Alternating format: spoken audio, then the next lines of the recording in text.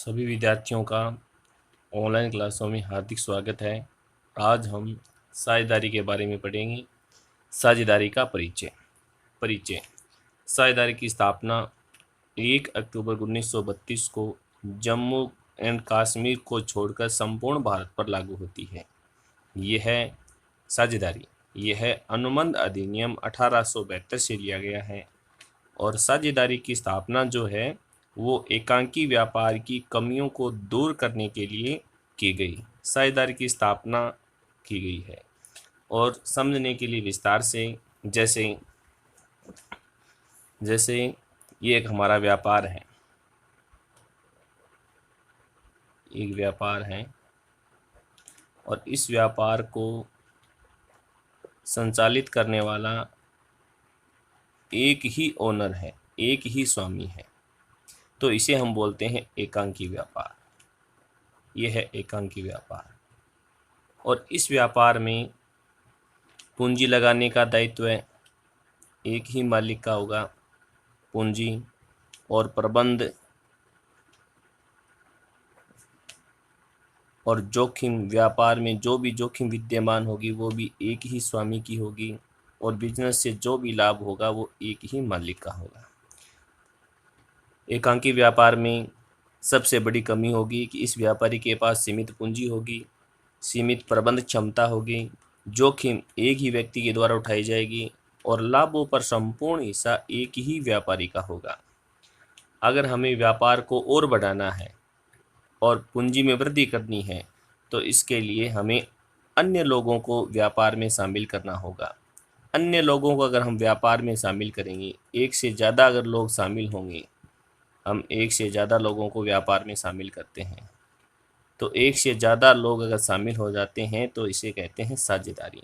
व्यापार में वृद्धि हो गई और हमने व्यापार में एक से ज़्यादा लोगों को शामिल कर लिया, तो इस व्यापार को हम कहते हैं साझेदारी। यह है हमारी साझेदारी, इसे बोलते हैं साझेदारी। ये जो व्यक्ति शामिल किए गए हैं इन्हें बोलते हैं साझेदार। ये साझेदार हैं और इनका सामूहिक रूप से किसी व्यापार में उपस्थित होना उसे बोला जाता है फर्म। इसे कहते हैं फर्म। अब एकांकी व्यापार में सबसे बड़ी जो कमी थी, पूंजी, प्रबंध, जोखिम कई लोगों में बंट गई और लाभों का बंटवारा भी कुछ लोगों में कर दिया गया। इस व्यापार की जो कमियां थी एकांकी व्यापार की, उस व्यापार की कमियों को साझेदारी के द्वारा पूरा किया गया। तो साझेदारी की स्थापना एकांकी व्यापार में जो कमियां थी, सीमित पूंजी, सीमित प्रबंध, जोखिम तत्व, इन कमियों को पूरा करने के लिए साझेदारी की स्थापना की गई है। और साझेदारी में अगर अलग अलग व्यक्ति है, जैसे ये एक्स है, ये वाई है, ये जेड है, इन्हें हम बोलते हैं साझेदार और सामूहिक रूप से मिलकर किसी भी व्यापार को संचालित करते हैं उसे बोला जाता है फर्म। इस फर्म में जो भी लाभ होगा सभी साझेदारों में उनके लाभ विभाजन अनुपात में बांटा जाएगा। अगर एक से ज़्यादा लोग किसी व्यापार में शामिल होंगे तो उनमें संघर्ष की स्थिति उत्पन्न होगी, झगड़े होंगे और संघर्ष जब होगा तब ये किसी कोर्ट की शरण लेंगे। कोर्ट यानी कानून का सहारा लेंगे और कानून बनाने का अधिकार होता है सरकार के पास। अब सरकार साझेदारी के लिए कोई न कोई कानून बनाएगी और साझेदारी के लिए जो एक्ट बनाया गया है, अधिनियम बनाया गया है या नियम बनाया गया है, जिसे बोलते हैं साझेदारी अधिनियम 1932। साझेदारी अधिनियम 1932, इसमें साझेदारी से संबंधित समस्त प्रावधान लिखे गए हैं और ये हमारे देश में लागू हुआ 1932 को। तो ये तो है हमारी साझेदारी। किस व्यापार की कमियां थी? एकांकी व्यापार। कौन कौन सी कमियां थी? सीमित पूंजी, सीमित प्रबंध और जोखिम जो विद्यमान है। इन कमियों को पूरा करने के लिए, एक से अधिक लोगों को व्यापार में शामिल करने के लिए जिस व्यापार का निर्माण किया जाता है वो साझेदारी है। साझेदारी में कम से कम 2 व्यक्ति शामिल हो सकते हैं और अधिकतम 50, अधिकतम इसमें 50 शामिल हो सकते हैं। कंपनी अधिनियम के अनुसार, कंपनी अधिनियम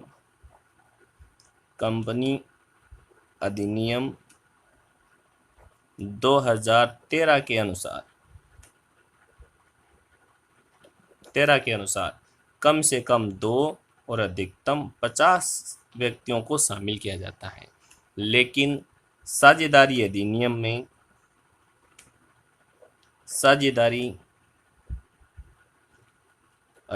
में अधिकतम सीमा के बारे में कोई प्रावधान नहीं है। अधिकतम सीमा के बारे में कोई प्रावधान नहीं है। अब बात करते हैं साझेदारी।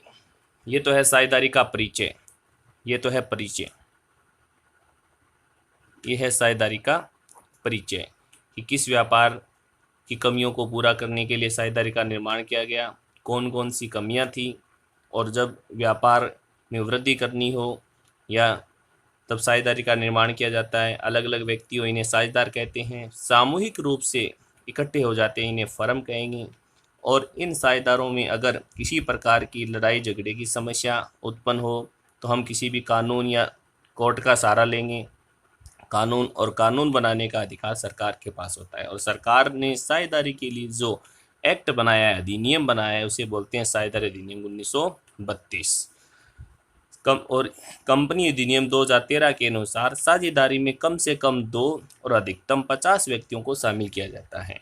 लेकिन साझेदारी अधिनियम में अधिकतम सीमा के बारे में कोई प्रावधान नहीं है। अब बात करते हैं परिचय के बाद स्थापना। इसकी स्थापना 1 अक्टूबर 1932 को जम्मू एंड कश्मीर को छोड़कर संपूर्ण भारत पर लागू होगी। ये कहाँ से लिया गया? अनुबंध अधिनियम 1872 से लिया गया है। और ये किसके स्थान पर लागू हुआ? एकांकी व्यापार की जो कमियां थी, उन कमियों को दूर करने के लिए इसकी स्थापना